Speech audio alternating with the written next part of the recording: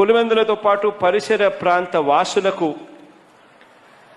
చేపలు రొయ్యలు, ఇది నిజంగా పులివెందుల్లో నేనే పొద్దు అనుకోలేదు.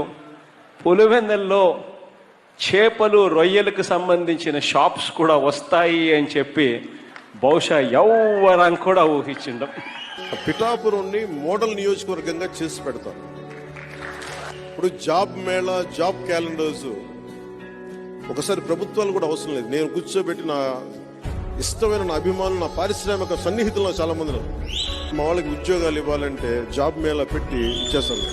పోనీ వారికి తగ్గ స్కిల్స్ లేవు, మాకు స్కిల్ డెవలప్మెంట్ కావాలంటే నేను ఒక 5 నెలలు నేను నా ట్రస్ట్ తరఫున నేను డెవలప్ చేస్తున్నాను స్కిల్ డెవలప్మెంట్ సెంటర్.